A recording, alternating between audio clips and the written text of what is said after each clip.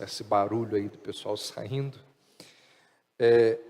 queria lembrá-las de que o nosso culto hoje à noite, ele tem início às 19 horas.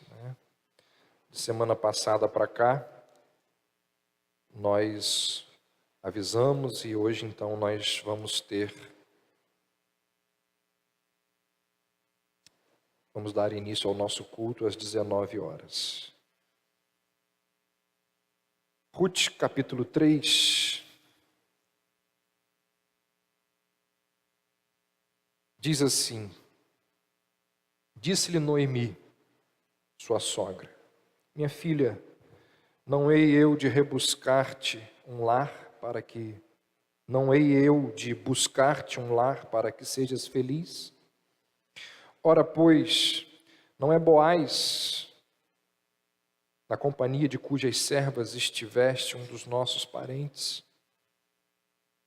Eis que esta noite a limpará a cevada na eira. Banha-te e unge-te, põe os teus melhores vestidos e desce a eira. Porém não te deis a conhecer ao homem até que tenha acabado de comer e beber. Quando ele repousar, notarás o lugar em que se deita. Então chegarás e lhe descobrirás os pés e te deitarás. Ele te dirá o que deves fazer. Respondeu-lhe Ruth: tudo quanto me disseres farei. Então foi para ele e fez conforme tudo quanto sua sogra lhe havia ordenado. Havendo, pois, Boaz comido e bebido, e estando já de coração um tanto alegre, veio deitar-se ao pé de um monte de cereais. Então chegou ela de mansinho e lhe descobriu os pés e se deitou. Sucedeu que pela meia-noite, assustando-se o homem, sentou-se e eis que uma mulher estava deitada a seus pés. Disse ele: quem és tu? Ela respondeu: sou Ruth, sua serva. Estende a tua capa sobre a tua serva, porque tu és resgatador. Disse ele: bendita sejas tu do Senhor, filha minha. Melhor fizeste a tua última benevolência que a primeira, pois não foste após jovens, quer pobres, quer ricos. Agora, pois, minha filha, não tenhas receio. Tudo quanto disseste eu te farei. Pois toda a cidade do meu povo sabe que és mulher virtuosa. Ora, é muito verdade que eu sou o resgatador. Mas ainda outro resgatador há, mais chegado do que eu. Fica-te aqui esta noite, e será que pela manhã, se ele te quiser resgatar, bem está que te resgate. Porém, se não lhe apraz resgatar-te, eu o farei, tão certo como vive o Senhor. Deita-te aqui até amanhã. Ficou-se, pois, deitada a seus pés até pela manhã, e levantou-se antes que pudessem conhecer um ao outro. Porque ele disse: não se saiba que veio mulher à eira. Disse mais: dá-me o manto que tens sobre ti e segura-o. Ela o segurou, ele o encheu com 6 medidas de cevada e lhe o pôs às costas. Então entrou ela na cidade. Em chegando à casa de sua sogra, esta lhe disse: como se te passaram as coisas, filha minha? Ela lhe contou tudo quanto aquele homem lhe fizera. E disse ainda: estas 6 medidas de cevada ele mas deu e me disse: não voltes para tua sogra sem nada. Então lhe disse Noemi: espera, minha filha, até que saibas em que darão as coisas, porque aquele homem não descansará, enquanto não se resolver este caso ainda hoje. Se você der uma olhada aí no subtítulo, esses que as pessoas que editam as nossas Bíblias colocam na frente dos capítulos para nos ajudar a entender o que se trata aquele capítulo, o conteúdo do capítulo, Na minha versão aqui diz assim: Ruth e Boaz na eira. Mas poderia muito bem, o título poderia muito bem ser impróprio para menores. Esse poderia ser o título ou subtítulo desse capítulo. Porque o que nós temos aqui no capítulo 3 de Ruth é aquilo que é conhecido e chamado de conteúdo adulto. O que é o conteúdo adulto? É aquilo que o pai precisa estar perto para orientar o filho. A mãe precisa estar por perto para dizer: isso aqui você pode ver, aquilo ali você não pode ver. Como nós vamos ver ao longo da exposição, esse capítulo 3 de Ruth, ele está cheio de duplo sentido. Cheio de duplo sentido. De sugestões provocativas. E então, é uma coisa que se alguém fizer um filme de Ruth, quando chegar aqui a gente teria que tirar as crianças da sala. Esse é um dos motivos pelos quais a gente colocaria o nome nesse capítulo de impróprio para menores. Mas no final nós vamos ver um outro motivo pelo qual esse capítulo aqui deveria se chamar impróprio para menores. O que aconteceu? Entre o primeiro encontro de Ruth com Boaz, que acontece no início da colheita, quando ela vai rebuscar, quando ela chega em Belém e vai, o capítulo 2, na verdade o final do capítulo 1, no verso 22, diz que Ruth e Noemi chegam em Belém no início da plantação, da cega. E aí logo depois Ruth vira para Noemi e diz: eu vou respigar. E aí então é dito que ela entra nos campos de Boaz e ali se dá o primeiro encontro de Ruth e Boaz. E desde esse primeiro encontro, que é o início da colheita, até o encontro narrado aqui no capítulo 3, que já é o fim da colheita, provavelmente passaram aí 8 semanas. Era mais ou menos 2 meses que durava o início até o fim da colheita.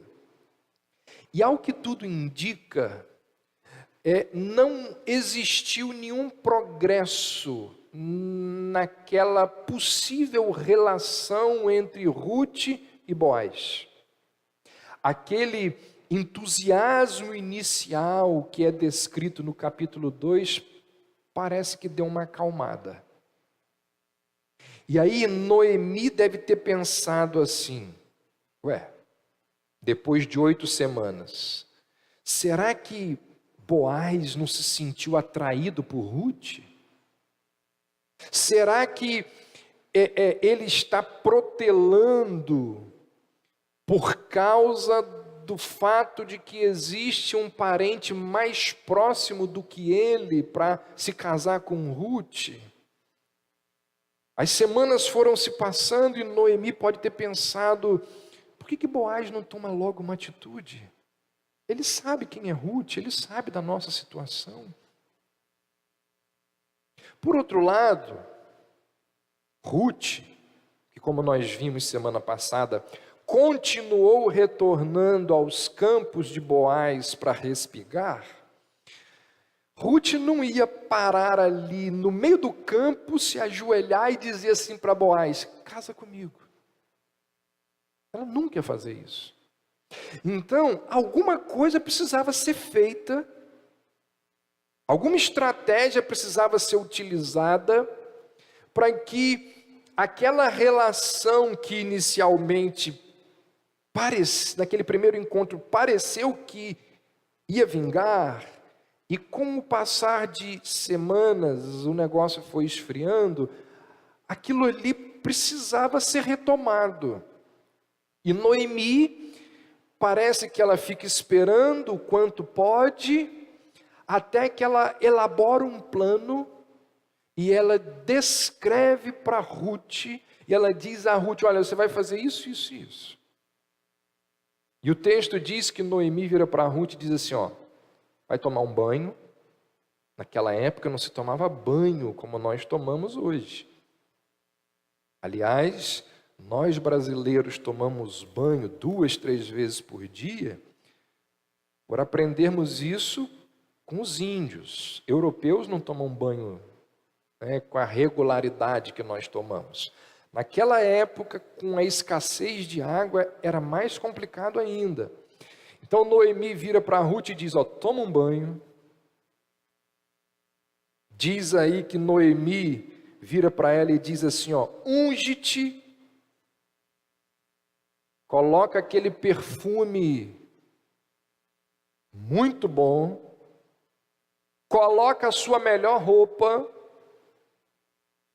O que Noemi está dizendo aqui, gente? Fique mais do que apresentável, fique atraente, bonita, bela.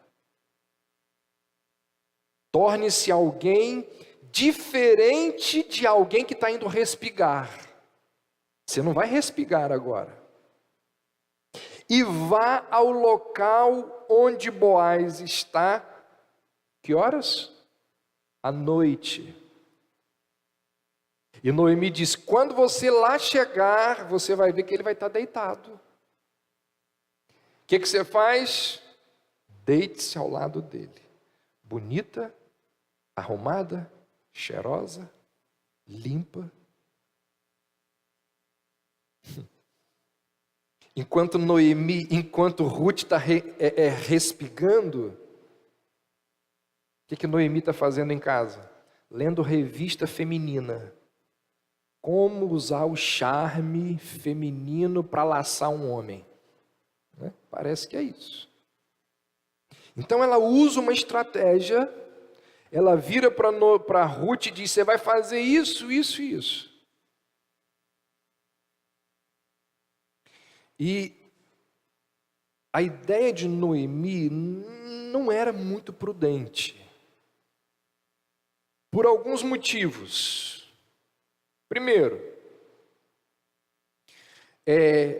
a eira, que era o lugar onde eles acumulavam lá o alimento, onde eles respigavam, as eiras, elas ficavam do lado de fora da cidade. Então, Ruth, ela corre um certo perigo, porque ela tinha que atravessar, sair da cidade lá na eira. Esse trajeto durante a noite é perigoso.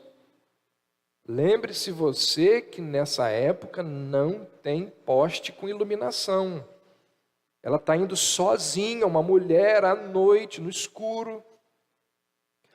Outro ingrediente perigoso. Vai saber o que está passando na cabeça de Boaz quando ele perceber a atitude de Ruth. Ela está ali se oferecendo a ele.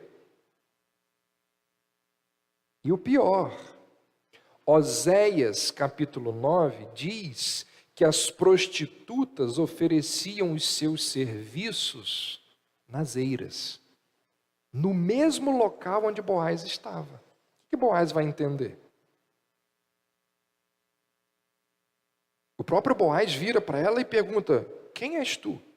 Quem é você? E ele pode perguntar porque de noite, né, não tinha iluminação elétrica, não sabe quem é. Então ela corria perigo por causa do horário ao se locomover. Depois, outro ingrediente de perigo, não se sabe qual vai ser a reação de Boaz. E terceiro, Boaz poderia muito bem se aproveitar daquele momento ali, se aproveitar de Ruth e depois não dá nem bola para ela. Se alguém questionasse, ele até mentiria sobre o que aconteceu. Seria a palavra dele contra a palavra dela, e quem que ia acreditar na palavra de uma viúva estrangeira contra a palavra de um ancião da cidade? Então a gente não tem aqui garantia de que Boaz iria reagir àquela ação de Ruth de forma honrada, ou de forma favorável para com Ruth. Mas ela teve que arriscar. Passaram-se 8 semanas, não está acontecendo nada. Ela elabora uma estratégia, ela apresenta para Noemi, para Ruth. Noemi apresenta a estratégia para Ruth, não é muito prudente, mas Ruth consentiu. Preparou-se, foi ao local onde Boaz estava e fez quase tudo que Noemi lhe orientou. Quase tudo. Daqui a pouco a gente vai ver que teve uma hora que Ruth agiu por ela mesma. Quando se lê os comentários bíblicos desse capítulo do livro de Ruth, você encontra alguns comentaristas que dizem assim: Ruth e Boaz se relacionaram sexualmente. Teve relação sexual aqui. Tem gente que defende isso. No entanto, a maior parte dos comentaristas bíblicos dizem que isso não aconteceu. Não há base nenhuma para se falar disso. Então há um debate. A maior parte acha que não aconteceu nada, e a gente vai ver por quê. Alguns acham que aconteceu. Mas o que eu quero lembrar é que a situação aqui, ela é no mínimo inconveniente. Uma mulher perfumada, arrumada, tomou banho, que sai com a melhor roupa, de madrugada e se deita aos pés daquele homem. E tem alguns detalhes que podem levar alguém a pensar que houve relação sexual. Olha o que diz o verso 7. Havendo, pois, Boaz comido e bebido, e estando já o seu coração alegre, veio deitar-se ao pé de uma meda, e vindo ela de mansinho, preste atenção agora, descobriu-lhe os pés e se deitou.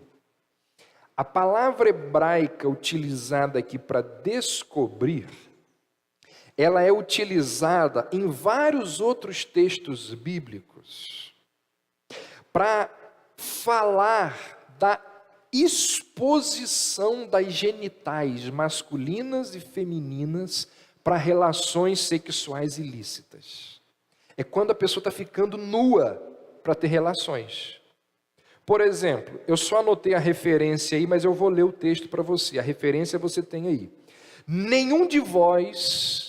Levítico 18:6. Nenhum de vós se chegará àquela que lhe é próxima por sangue para descobrir a sua nudez. É a mesma palavra. Ezequiel 16. Portanto, eis que ajuntarei todos os teus amantes, com os quais te deleitaste, como também todos os que amaste, juntamente com todos os que odiaste, sim, ajuntá-los-ei contra ti em redor, e descobrirei a tua nudez diante deles, para que vejam toda a tua nudez. Mais um texto, ainda em Ezequiel, capítulo 23. Portanto, a entregarei na mão dos seus amantes, e na mão dos filhos da Assíria, de quem se enamoraram. Estes se descobriram a sua vergonha. Então nós temos uma palavra hebraica aqui no verso 7 do capítulo 3, que é utilizada para falar da exposição de genitais em relações sexuais ilícitas. Diz aqui que ela veio de mansinho e descobriu-lhes os pés. Tem gente que acha que ela puxou a roupa dele e deixou ele pelado. por causa desse verbo, que é utilizado em outras situações para expor as genitais.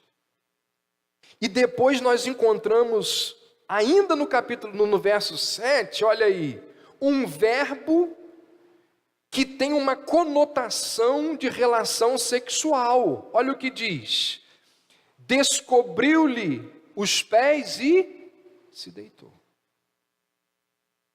Então, todos esses detalhes acontecem num contexto de um encontro noturno de um homem e uma mulher. E todos esses ingredientes enchem esse encontro de insinuações sexuais. Além disso, se como o livro deixa entender que lá no capítulo 2, Ruth e Boaz já se sentiram atraídos, o que acontece aqui é que houve genuína tentação e constrangimento nesse encontro. Isso não se pode negar. Tentação e constrangimento houve. Mas, apesar de tudo isso, a gente precisa analisar o texto ao redor do seu contexto. E o livro de Ruth, que é o contexto no qual esse texto está inserido, nos mostra que Boaz e Ruth são pessoas honradas. No verso 11 do capítulo 4, Boaz vai dizer assim: toda a cidade do meu povo sabe que você é uma mulher virtuosa. O capítulo vai mostrar, estou falando de Ruth, agora sobre Boaz, o livro vai mostrar que Boaz, ele é alguém que se preocupa com os funcionários, é alguém que se preocupa com o bem-estar de Ruth, de Noemi, é alguém temente a Deus. Então, um homem e uma mulher honrados, que não são casados entre si, eles não ficam tendo relações sexuais num lugar isolado.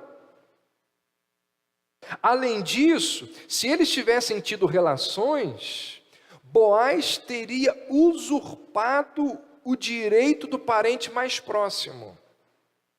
E isso é algo que ele não está disposto a fazer. Na própria fala dele aqui, quando ele diz, aqui no verso 12, é verdade que eu sou resgatador, mas ainda existe outro resgatador que é mais chegado do que eu. Então ele não está disposto a usurpar o direito do outro. E se ele tivesse se relacionado com Ruth sexualmente, ele teria feito isso.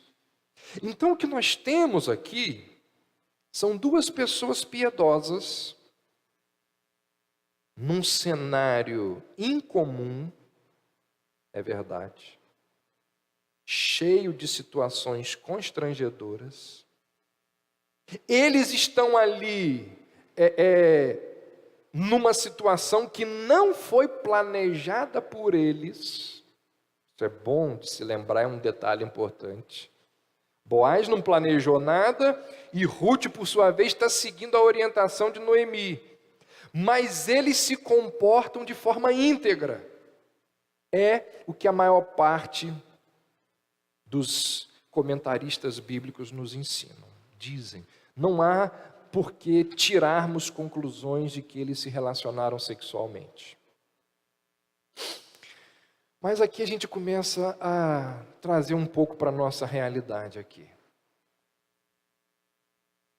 O que será que uma pessoa de fora, ao olhar para aquela situação, pensaria? Diante de todos esses detalhes, o que uma pessoa pensaria? O que você pensaria? O que sua esposa pensaria? O que um amigo pensaria? Você pode estar pensando, não, se fosse fulano, fez sexo sim. Porque fulano vê algumas coisas, já chega à conclusão e diz que foi e acabou. A situação aqui, ela não é tão simples. Conquanto eu creio que não houve relação sexual. Mas conquanto não tem acontecido, a situação não é tão simples. Não é tão simples, tanto que Boaz, sabendo que as pessoas falam, e falam muito, depois que ele conversa com Ruth e promete a ela ser o resgatador dela, Boaz vira para Ruth e diz assim: ó, não está na hora de você voltar para casa, está muito tarde, perigosíssimo, mas você não pode sair daqui quando o sol já tiver nascido, porque as pessoas vão ver você saindo daqui e vão começar a falar. Olha o que diz o verso 14. Ficou, pois, deitada a seus pés até pela manhã, e levantou-se antes que pudessem conhecer um ao outro, ou seja, antes que a luz do sol pudesse permitir que uma pessoa visualizasse o outro e conhecesse. E ela ficou ali até esse momento porque ele disse: não se saiba que veio mulher à eira. Então nós estamos aqui diante de uma situação muito delicada.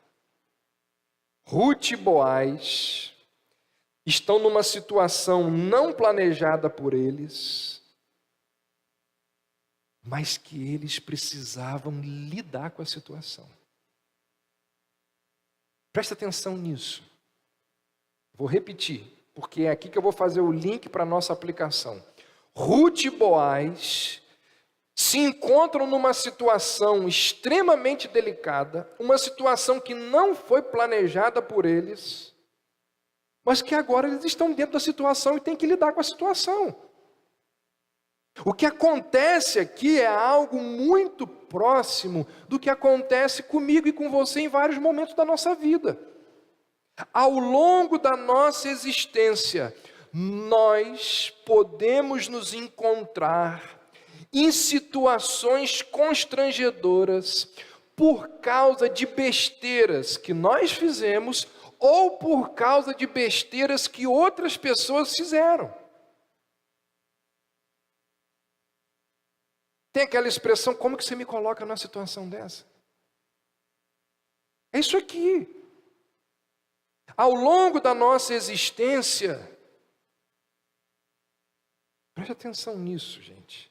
Ao longo da nossa existência, nós iremos nos deparar com alguns dilemas morais que não são simples de serem resolvidos. É um dilema moral. Que resposta simples não resolve. Resposta pronta não resolve. Jargão não resolve. Tem muita mãe que, diante dos dilemas e angústias do filho, solta jargão e resposta pronta para ele. Não resolve. Existem outras situações para as quais nós não temos respostas. Não tem resposta. Muitas vezes nós nos encontramos em situações onde o certo e o errado não estão muito claros para nós. Em situações onde a solução não é tão simples como se parece.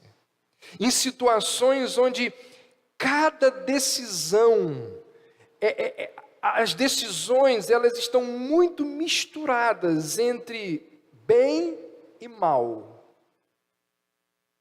O que eu quero dizer para você é que ao longo das nossas vidas, Existirão situações onde existe ali uma teia complexa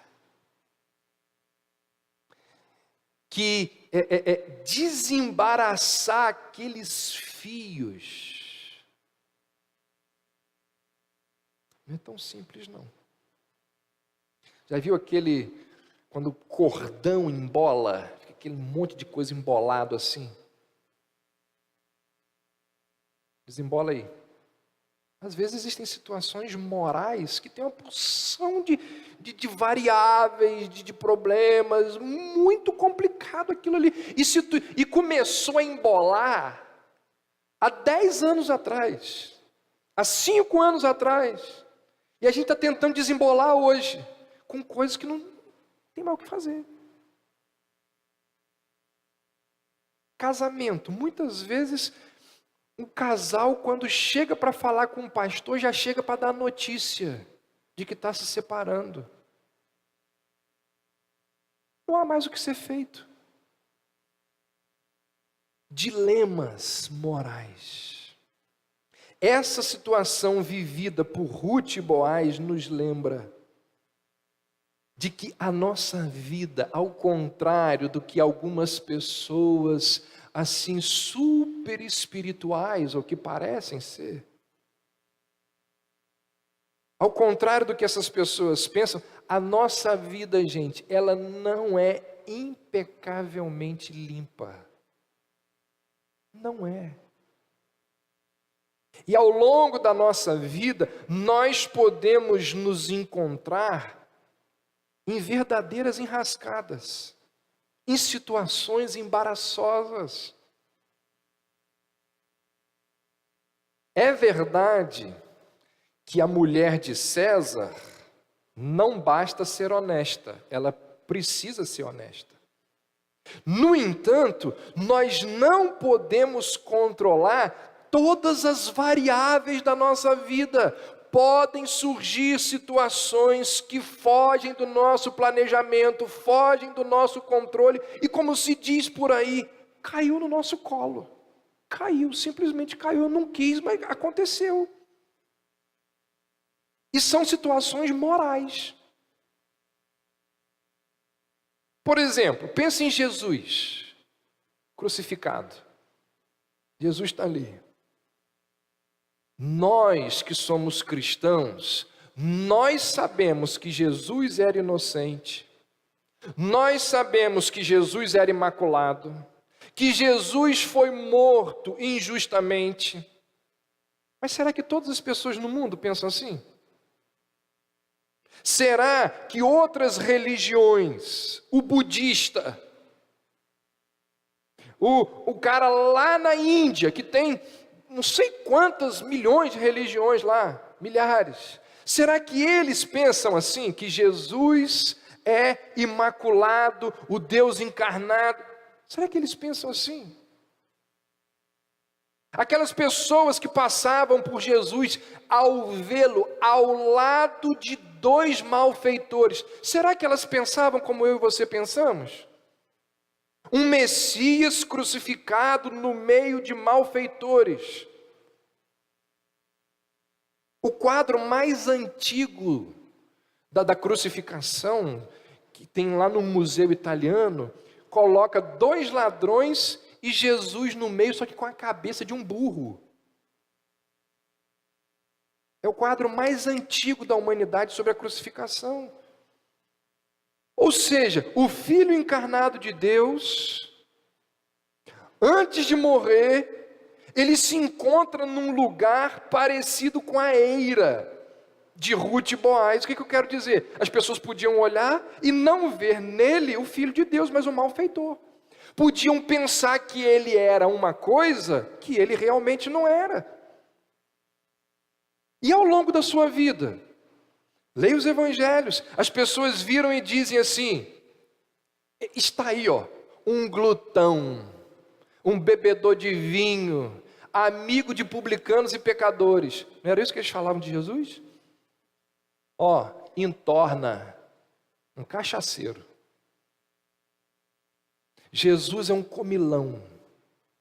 é alguém que vai nas festas só para comer, é alguém que... É o que diziam de Jesus. Nas nossas vidas, nós nos deparamos com situações, com dilemas morais, porque nós não conseguimos controlar todas as variáveis. A gente até tenta, mas a gente não consegue. E se isso acontecer, o que a gente tem que fazer? Está no meio da situação, delicada, constrangedora, o que a gente faz? O texto parece nos sugerir duas alternativas. Primeiro, quando nós estamos no meio de uma situação assim, devemos agir com prudência. Não foi isso que eles fizeram? Boaz foi prudente, ele vira-se para Ruth e diz no verso 14, olha, você vai, não agora porque está muito tarde, mas antes do sol raiar, você vai embora, para que ninguém veja e fique falando por aí. Gente, eles não se relacionaram sexualmente. Eles poderiam muito bem dizer assim, estou nem aí porque o povo vai dizer. Não fizemos nada, nós somos inocentes. Embora não precisasse se importar com aquilo que as pessoas iam dizer, porque eles se mantiveram puros, eles poderiam ocasionar suspeitas, levantar ponderações nas pessoas. O que a gente aprende aqui? Prudência. Nós devemos tomar cuidado, não somente para ter uma boa consciência, mas também para ter um bom nome. Prudência. O que a gente aprende aqui é que a gente não deve fazer aquilo que, mesmo que não tenha nenhuma mácula, que não tenha nenhum pecado, mesmo que seja algo puro, mas aquilo pode dar margem para outra interpretação, aquilo pode dar margem para alguém falar mal. Nós devemos fazer aquilo que, embora inocente, não devemos fazer aquilo que, embora inocente, está sujeito a ser mal interpretado. Precisamos agir com prudência. Mas existem situações que a situação foi tão afunilada, está tão complicado, que se não tiver jeito de você agir com prudência, se precisarmos fazer, nós devemos tomar o cuidado para que ninguém saiba. Foi o que Boaz disse para Ruth. É mais ou menos assim, você não deveria estar aqui, mas você já está. E se você sair daqui, mas na hora que o sol estiver raiado, as pessoas vão ver. Você não deveria estar aqui, mas já está. Então você fala o seguinte, vamos fazer alguma coisa para ninguém saber que você esteve aqui. Não se saiba que veio mulher à eira. Prudência. Mas se não tiver jeito, faça algo para que as pessoas não saibam. Nós devemos não somente evitar o pecado, nós devemos evitar o escândalo também. Segundo,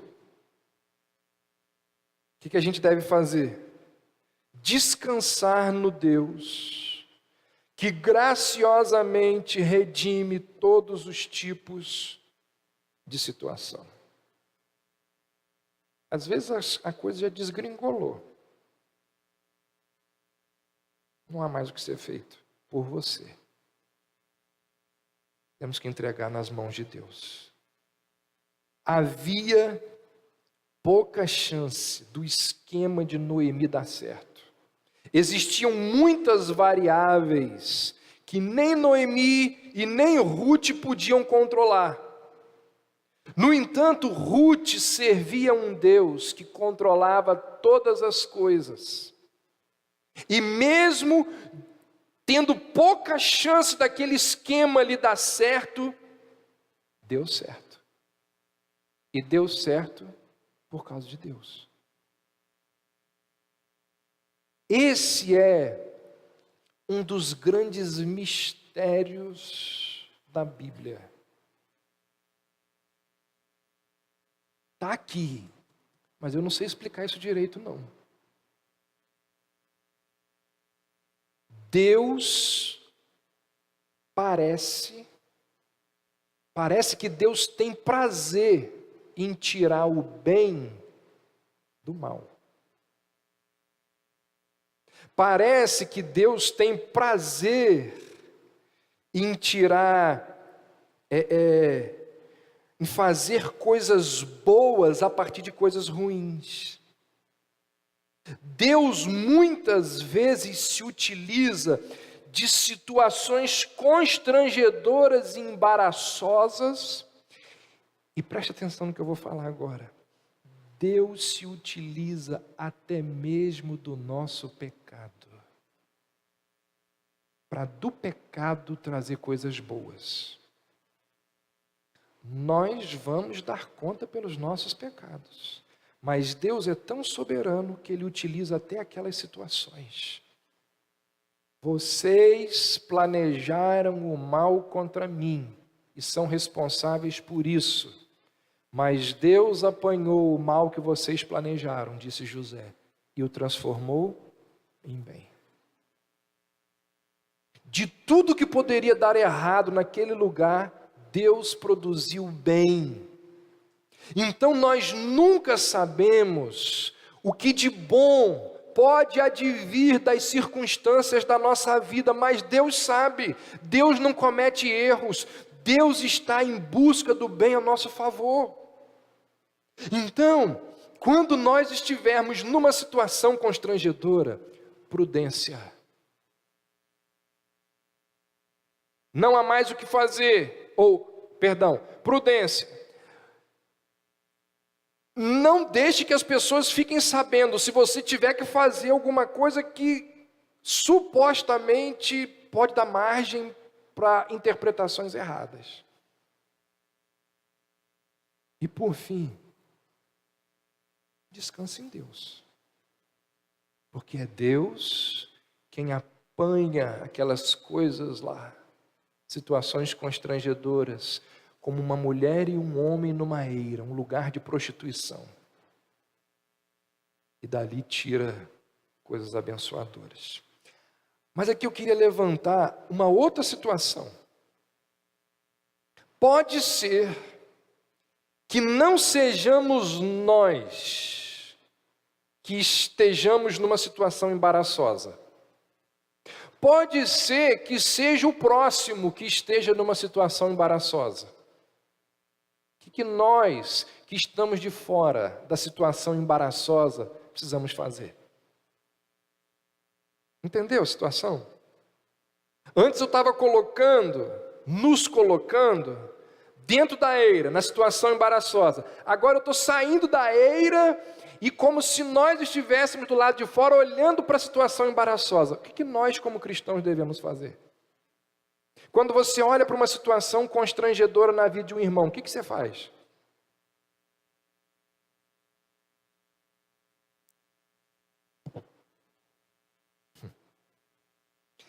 Primeira coisa, a Bíblia diz que nós devemos ter paciência. E não ficar falando. Porque nós podemos lá na frente ser envergonhados.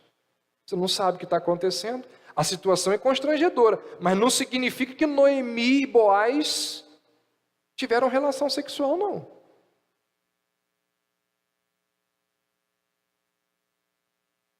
Provérbios 25 diz assim: o que você viu com os olhos, pastor, eu vi, pastor. Eu vi com esses olhos que a terra...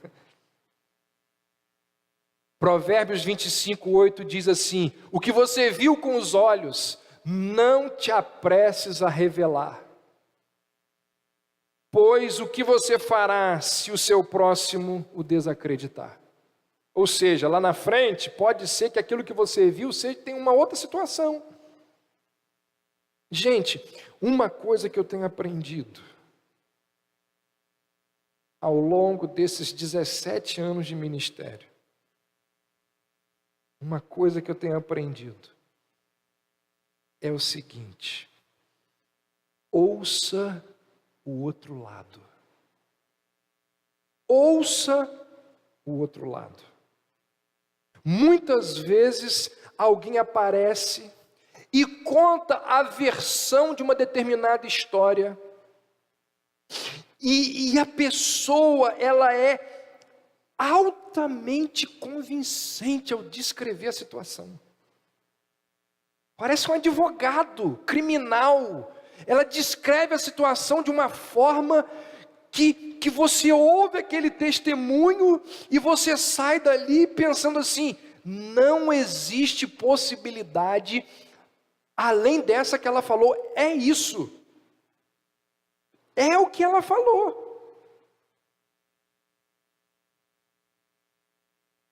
Mas aí vem o tempo, as circunstâncias, os fatos vão desacreditando tudo aquilo que aquela pessoa falou, de forma tão convincente. Toda moeda, normalmente, tem dois lados. Quais as conclusões que alguém poderia chegar dessa história de Ruth e Boaz naquela noite? Uma mulher que sai banhada, perfumada, arrumada, de madrugada, vai para um lugar de prostituição, se deita aos pés dele, retira ali, não se sabe se foi...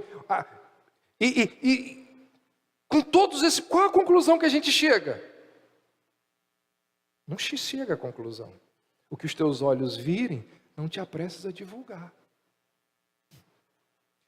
Eu gosto muito da fala desse escritor britânico, que está aí o nome dele. Ele diz assim: por trás do cadáver no reservatório, por trás do ressentimento em uma relação, por trás do ressentimento em uma relação, por trás da senhora que dança e do homem que bebe de forma insana, por trás do olhar de fadiga, da crise de enxaqueca e do suspiro, há sempre outra história, há mais do que nos chega aos olhos. Então, recapitulando rápido por causa do nosso tempo aqui, a vida nos apresenta situações constrangedoras, nos coloca diante de situações constrangedoras. Não tem como evitar. Quando estivermos nelas, prudência. Evite tudo aquilo que possa dar margem para alguém falar. Descanse em Deus. Quando você está do lado de fora, não se apresse a ficar falando que não deve. Você pode pecar. Você não sabe o que está por trás das coisas. Continuando aí a segunda parte.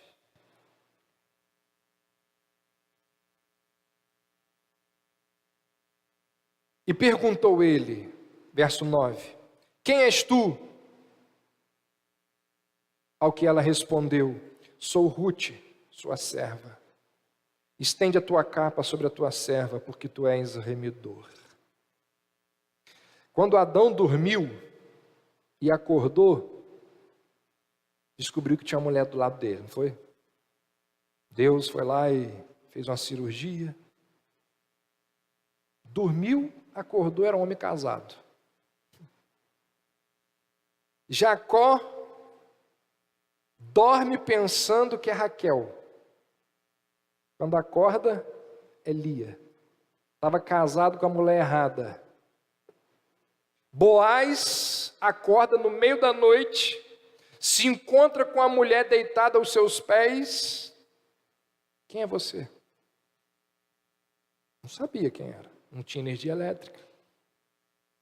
E ao invés de deixar a situação perigosamente ambígua, Ruth, ela contrariando o que Noemi lhe orientou, ela deixa as suas intenções muito claras desde o princípio. Porque Noemi vira para ela e diz assim, ó, você vai, chega, deita e fica quieta. O objetivo mas Ruth começa a falar. A gente não sabe por quê. Olha o que diz aí o verso 4. Noemi diz assim, quando ele repousar, notarás o lugar em que se deita, então chegarás e lhes descobrirás os pés e te deitarás. Ele te dirá o que deves fazer. Mas Ruth não consegue se conter. Fosse por fé, por medo, fosse por incapacidade de manter a boca fechada, ela abre o coração e diz tudo o que está lá. Então ela deixa as intenções dela muito claras, desde o início, porque o objetivo dela era um casamento, não era uma noite de paixão. Então ela vai dizer o que está lá. E aí então ela vira para ele e diz assim, estende a tua capa sobre a tua serva. Antigamente, um compromisso de casamento, ele era simbolizado por esse gesto de cobrir alguém com as abas do manto. É algo muito parecido ou equivalente a um homem que chega para uma mulher e dá um anel de noivado a ela. É a mesma coisa. E quando Ruth vira para Boaz e diz assim, estende a tua capa sobre a tua serva, ela está pedindo que ele agisse de acordo com as leis de um parente resgatador. Quando ela diz isso, ela está fazendo um pedido ousado, porque naquela época nenhuma mulher pedia um homem em casamento. Por isso que isso não fazia parte do plano de Noemi. Noemi está dizendo assim, isso já é abusar demais, deixa que ele vai falar. Mas ela se adianta e fala, ela deixa a situação clara. E aí o texto continua e nos mostra que Boaz aceita a proposta que Ruth lhe faz. E provavelmente Ruth conta a Boaz que tudo aquilo que estava acontecendo ali tinha sido planejado por Noemi. E aí quando Ruth está indo embora, olha o que diz o verso 17. Boaz vira-se para ela e diz assim, não voltes vazia para a tua sogra. Isso aqui é interessante demais. Sabe por que isso é interessante? Olha o que diz lá no capítulo 1, verso 21. Noemi chegando em Belém diz assim, de mãos cheias eu parti, mas de mãos vazias o Senhor me trouxe de volta. Essa foi a acusação que Noemi, com o coração cheio de amargura, lançou sobre Deus. Está dizendo assim, estou voltando para Belém de mãos vazias, porque Deus destruiu a minha vida. Agora aparece Boaz e diz assim, não voltes para sua sogra com as mãos vazias. Olha Deus consertando a história aqui. Ou, não consertando, mas Deus mostrando para Noemi que ela não podia mais acusá-lo de ter as mãos vazias. Agora Noemi está com as mãos cheias. Por causa de quê? Do parente resgatador, de algo que Deus instituiu. O que a gente aprende aqui, gente? Como que nós deveríamos medir as nossas palavras antes de acusar Deus de qualquer coisa? Muitas vezes nós falamos isso e aquilo do Senhor, porque a gente não tem a visão completa. Eu quero fazer duas aplicações para a gente encerrar. Primeiro, o que estamos dispostos a arriscar e pelo quê? Essa é uma das perguntas que esse texto suscita em nós. Aqui tem muita gente correndo risco. Boaz, do nome dele, Ruth de não ser acolhida por Boaz, Noemi da ideia que deu. Todos nós corremos riscos, inclusive de vida, todos os dias. Todos nós corremos riscos, sejam pequenos, sejam grandes. Para nos divertirmos, para recebermos uma promoção, para ter uma família, para fazer a viagem dos sonhos. Nós corremos riscos, não é? Nós estamos dispostos a correr vários riscos e a suportar todos os tipos de desconforto para termos aquilo que a gente quer. Se um dia eu puder ir na Europa, eu sei que eu vou ter que viajar mais de 10, 12 horas num avião apertadinho. Dizem que é uma viagem horrorosa, mas eu vou fazer um sacrifício por algo que eu quero, não é? Tem gente que se priva de alimentos deliciosos para emagrecer 4 quilos. Outros levam uma vida muito regrada, com muita disciplina, com muita dificuldade, para manter os 4 quilos que perdeu. Não é isso que a gente faz? Tem gente que dorme tarde, vai dormir meia-noite, 1 hora, tendo que acordar 6 horas da manhã, por causa do time dele que está jogando. Eu quero, vai dormir, homem. Não, eu quero ver o meu time. Mas você não tem que acordar cedo amanhã? Eu quero ver o meu time. Tem gente que acorda 5, 6 horas da manhã por causa dos hobbies que tem. Nós abrimos mão de uma série de coisas, de uma série de situações, abrimos mão de pessoas até, por causa daquilo que a gente quer. Sacrifício, correr risco. Agora, o que nós estamos dispostos a arriscar pelo Evangelho? Qual é o risco que nós corremos por causa do Evangelho? Tem gente que fala assim, ó, faz lá a planilha. Aí vira para o cônjuge e diz assim, se der o dízimo vai faltar. Não vou correr esse risco. Tá assim, ó, não é? Você está confiando na sua provisão.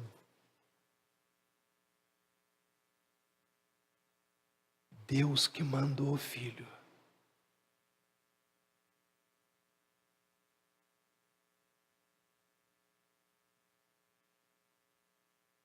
O que nós colocamos em jogo quando é o reino de Deus que está em questão?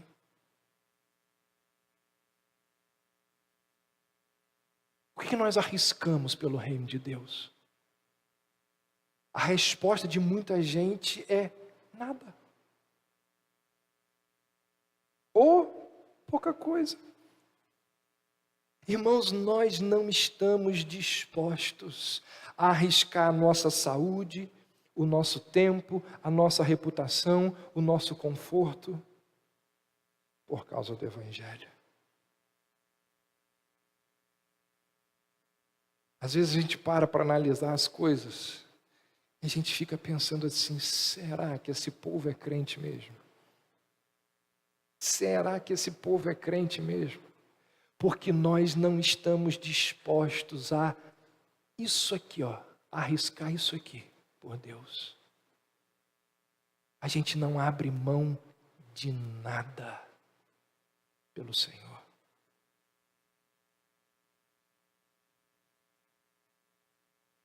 Segundo, precisamos aprender a esperar. Ruth volta para casa. Quando ela chega em casa, é muito interessante o que Noemi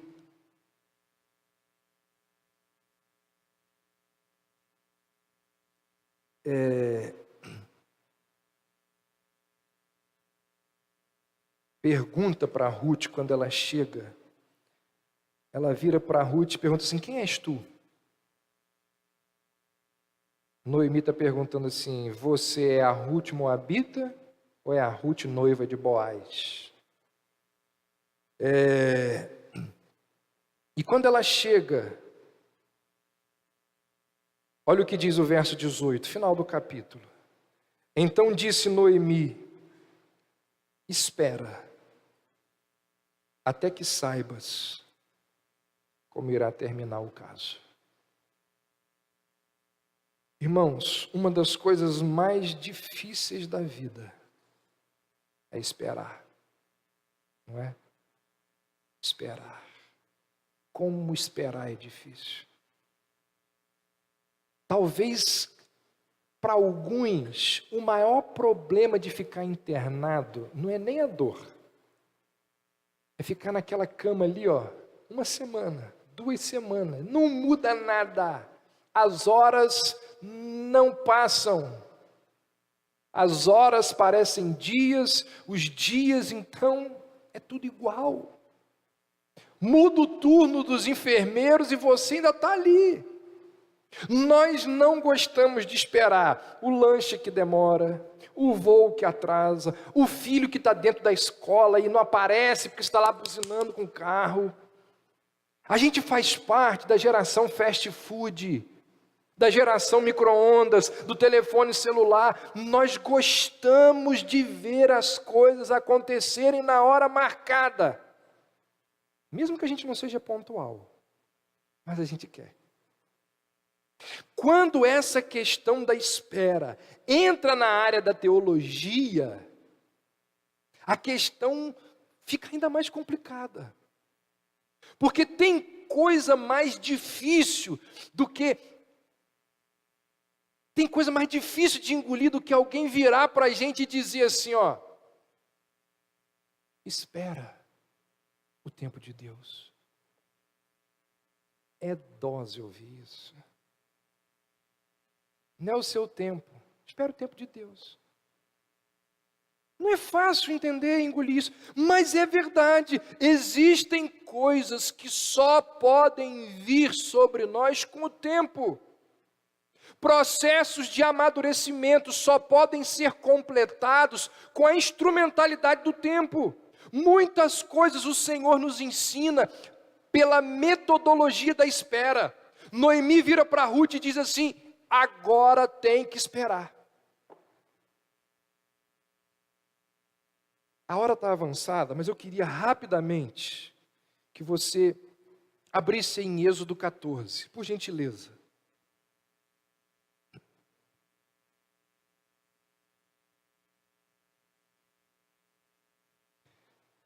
Êxodo 14, do verso 9 ao verso 12, diz assim, presta bastante atenção.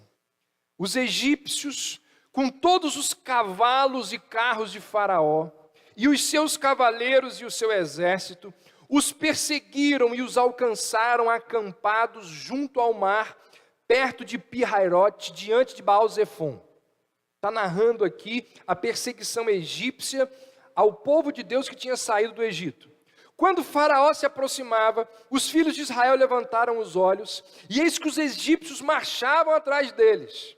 Pelo que tiveram muito medo os filhos de Israel e clamaram ao Senhor e disseram a Moisés: foi porque não havia sepulcros no Egito que de lá nos tiraste para morrermos neste deserto? Por que nos fizeste isto, tirando-nos do Egito? Não é isto que te dissemos no Egito: deixa-nos que sirvamos aos egípcios, pois melhor nos fora servir aos egípcios do que morrermos no deserto. Até aí. Então imagina a situação. De um lado está o mar. Lembre-se que o povo não sabe que o mar vai abrir. Quem sabe somos nós. Do outro lado está o exército de Faraó ensandecido. Porque foi por causa do Deus daquele povo que os primogênitos de muitos daqueles soldados morreram. Do lado está o mar, o exército vindo. Foi por causa do Deus daquele povo que muitos daqueles soldados perderam seu gado, ficaram cheios de chagas, cheios de piolhos, tiveram as suas casas invadidas por rãs, suas lavouras destruídas por gafanhotos, conviveram com moscas. Entra uma mosquinha na sua cozinha, você fica doida, não é? Pega a raquete, pega o SBP. Aquele povo ali, diz a Bíblia que eles engoliam moscas.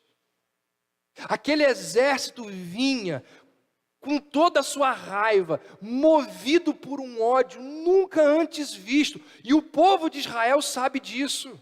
E eu imagino aquele pessoal ali, encurralado, desesperado, agoniado, ameaçado, porque não sabe, os exércitos estão vindo. E diante de toda aquela situação, sabe o que Moisés diz para o povo? Olha o que diz o verso 13. Não temam. O que diz agora? Fiquem quietos. Fica quieto. Mas como assim, Moisés? Como ficar quieto? Os egípcios estão vindo com sangue nos olhos, com carros de guerra, e você manda a gente ficar quieto? Exatamente.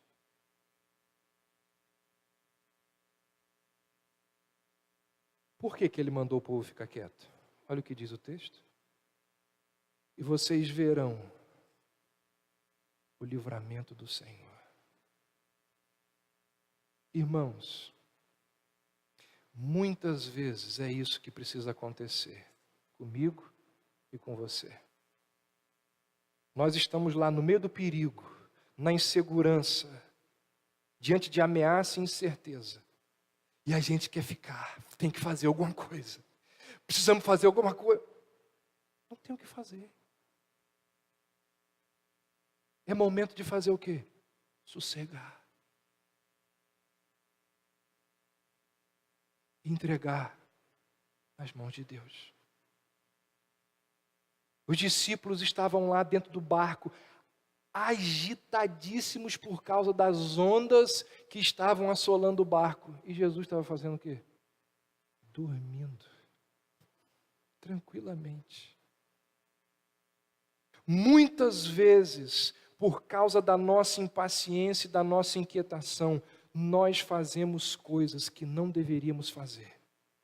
Nós tomamos decisões que não deveríamos tomar e acabamos nos intrometendo em questões que não são da nossa alçada. E o que nós deveríamos ter feito? Aquietai-vos e sabei que eu sou Deus. Boaz estava ocupado, trabalhando para cumprir o que havia prometido a Ruth. Noemi vira para ela e diz: espera. Daqui para frente é esperar.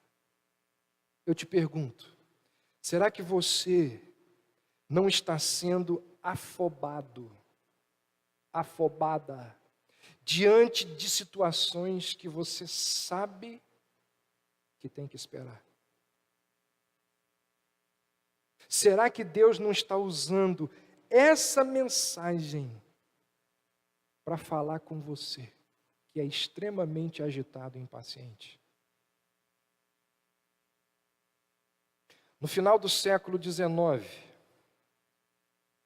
um violento grupo nacionalista chinês levantou-se contra o imperialismo no seu país, porque eles não queriam a influência ocidental e cristã ali nas suas terras. E um grupo de lutadores, que ficou conhecido como a Sociedade dos Punhos Harmoniosos e Justiceiros, era o nome do grupo. Eles começaram a lutar contra tudo aquilo que representava a dominação ocidental no seu país. O que eles fizeram? Cortaram linhas telegráficas, destruíram rodovias, perseguiram missionários cristãos. E o nome desse movimento foi chamado de, isso se estuda no segundo grau, no ensino médio, chamado a Rebelião Boxer.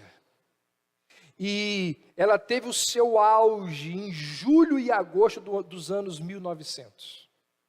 Alemanha, Estados Unidos, Inglaterra, França, Itália, Japão e Rússia.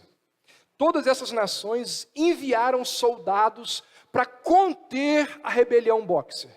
E no dia 7 de setembro de 1901, o chamado Protocolo de Pequim oficializou aqueles acordos que colocou fim à Guerra dos Boxers. Os revoltosos foram contidos, o governo chinês teve que pagar indenizações, sofreu algumas sanções, Mas durante aqueles momentos complicadíssimos da Revolução, o maior missionário cristão na história da China, um homem chamado Hudson Taylor, ele achou que ele ia morrer. Ele chamou os seus companheiros, virou para eles e disse assim: eu não consigo ler, eu não consigo pensar, eu não consigo sequer orar, mas eu sou capaz de confiar. Que coisa extraordinária! No meio da ameaça de morte, ele diz: eu não consigo ler a Bíblia, eu não consigo pensar, eu não consigo nem orar, mas eu sou capaz de confiar no meu Deus. Irmãos, possivelmente, esse foi o sentimento ali no coração de Ruth, e em muitos outros momentos da sua vida. Certamente esse é o sentimento no meu e no seu coração em muitos momentos da nossa vida. Quantas vezes nós nos deparamos em situações tão complicadas que a gente não consegue nem orar. E o que a gente consegue fazer, como disse o apóstolo, é dar gemidos para o céu. O que a gente tem que fazer? O que Moisés disse para o povo. O que Noemi disse para Ruth. O que Hudson Taylor disse para os seus amigos. A gente tem que confiar. E eu encerro dizendo o seguinte: como foi que eu intitulei essa mensagem? Impróprio para menores. Não apenas porque aqui existe conteúdo adulto, mas sabe por quê? Diante de situações complicadas, ter prudência e confiar em Deus não é para gente pequena. Diante de situações constrangedoras envolvendo outras pessoas, reagirmos com paciência e não ficarmos falando das outras pessoas, isso não é para gente pequena. Confiar e esperar quando o mundo está desmoronando, não é para gente pequena. Ter essas atitudes é imprópria de menores. Só quem é grande age assim. Só quem é maduro espiritualmente age assim. Então, que assim como aconteceu com Ruth em Belém e com Hudson Taylor diante dos boxers, aconteça comigo e com você. Quando as situações desta vida nos fizerem sentir que não somos fortes a ponto de resistir. Nesses terríveis momentos, os maus pensamentos nos levarão a um extremo de vida, e o nosso equilíbrio nos fará fraquejar. Esse será o momento de fazer o que disse Hudson Taylor. Esse será o momento de fazer o que Paulo César colocou na poesia, a gente vai cantar agora. O quê? Eu sei e jamais eu provado serei, além do que eu possa suportar. E se ainda eu cair e pensar que é o fim, Jesus me ergue e segue junto a mim. Vamos orar. Deus bendito,